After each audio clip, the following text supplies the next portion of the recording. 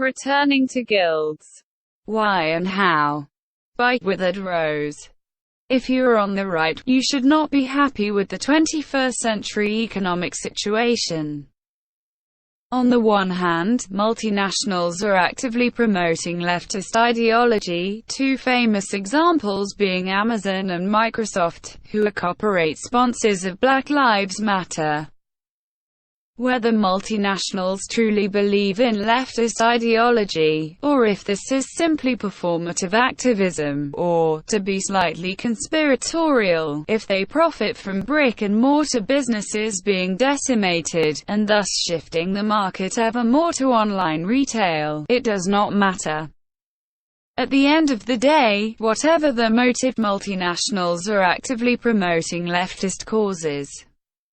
Effect does not care about causality. On the other hand, if the right cares about local community and local business, then we would naturally be averse to the market being consolidated more and more into the hands of a few. Take a stroll in your town if you get a chance, or a drive if it is more spread apart, and count how many local coffee shops there are and compare it to the number of Starbucks you see. While you are at it, count how many nationwide chain restaurants, or fast food joints, you see. Now count up how many locally or family-owned restaurants you see. Most of you will find one side of that count much higher than the other. If the right has anything to do with a sense of home, a sense of communal belonging, then there is surely something disturbing about the present consolidation. My libertarian readers, if I have not scared them off by now, might protest. This is simply the market selection. Nationwide chains have a lower operational cost, and a much higher supply of capital, than the local coffee shop and restaurant, so it only makes sense that they edge them out. Or look at Amazon. Do you dispute that they have better prices than brick and mortars?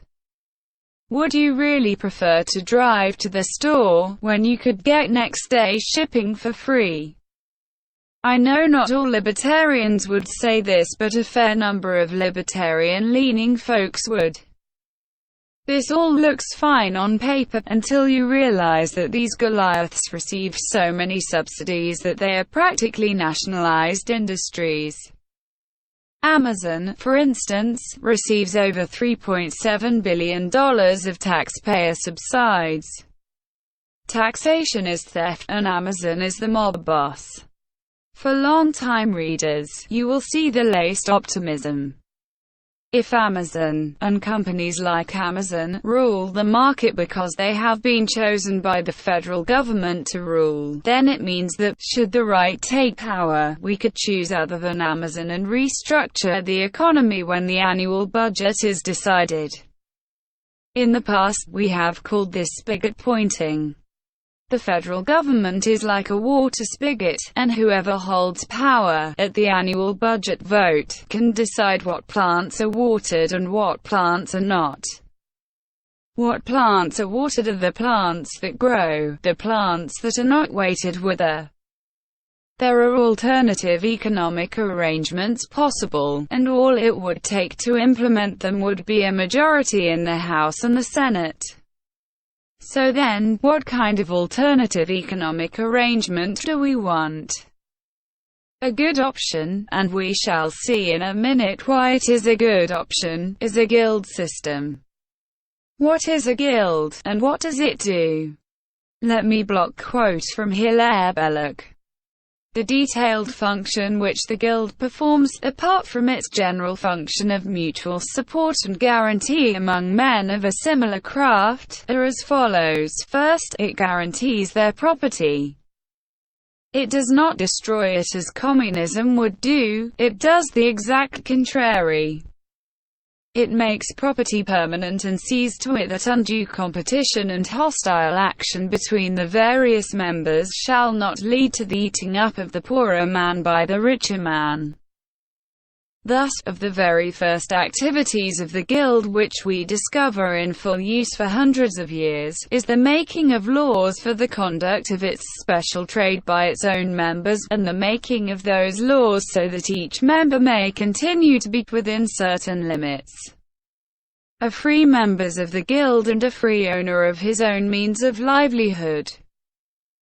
The Guild does not prevent the industrious man from flourishing, nor set a premium on idleness or inefficiency, but it makes rules whereby entrance into the Guild is only to be obtained on certain conditions, whereby there is a term of probation before a man becomes a full member, whereby those who desire to work in such and such a craft must belong to the Guild, and whereby undue competition is checked. Second, the Guild has by charter from the state the right to deal with the matters which are the occupation of its members, and the right to such occupation is restricted to members of the Guild, but the state does not allow the Guild to exclude willing workers, still less to sell the privilege of membership. Entry to it must be open to all upon a sufficient test of efficiency in the trade concerned.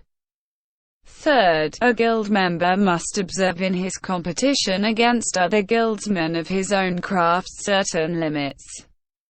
There are things he may do, things he may not do. There are rules for his professional conduct which he must obey under penalty of being turned out of the Guild and thereby losing his livelihood, and these rules are designed for two main objects: the good working of the craft and the maintaining of its members, so that each, with a certain minimum of industry and efficiency, is certain of a livelihood. Fourth, the Guild is self-governing within the limits of its charter, the charter granted to it by the public authority of the state. 1. In fewer words, a Guild exists by charter and its purpose is to regulate its trade as well as providing various mutual aid benefits. Why would this be better than our current arrangement? First, it treats a trade as an extended family. In so doing, competition is kept within certain bounds, tradesmen are guaranteed mutual aid, and workers are not regarded as mere pawns. If competition is kept within certain bounds, decimating a local economy for the sake of growing a single franchise would likely be seen as foul play. If tradesmen are guaranteed mutual aid, then they would no longer be reliant on the insurance monopoly or welfare. If workers are not regarded as mere pawns, it is unlikely that a worker would be fired because he objects to the COVID-19 vaccine because of ethical, or safety, concerns. Second, guilds will lean more conservative than do multinationals. Why? Because, if only currently, the CEOs of multinationals support leftist ideology, whereas the blue-collar worker does not. If CEOs were replaced by guild masters, who are simply guild members with managerial responsibilities, and if it is true that the guild members will be from blue lower to middle-class backgrounds, then it would not be unreasonable to assume that a guild would shy away from the leftist activism that Amazon and Microsoft, to just name two, takes part in.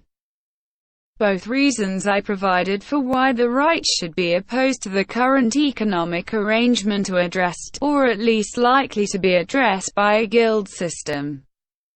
Okay, cool, but how do we get there? Spigots. There are two answers to every question: Jesus and spigots. If the answer is neither one of these, well, the answer is one of these. In the next annual budget, simply introduce an amendment that gives a clear definition of a guild and prioritizes guilds in all subsequent budgets. Guilds would receive allotted subsidies before non-guild counterparts, for example. A more radical measure would be to redirect all subsidies that go to multinational corporations to guilds. The point of an amendment like this, and it can be worded any number of ways to ensure that it passes, it's to signal to workers and businesses that it will become significantly more profitable to request a charter and incorporate into a guild. Year 1 is a setup. It is an announcement to the public. Year 2 is when guilds start getting spigot money. If you really want to get it going, mobilizing a 501c3, or 2, for an education campaign about the amendment. Let everyone know that it is guild time. 1. https://distributisreview.com/archive/guild-system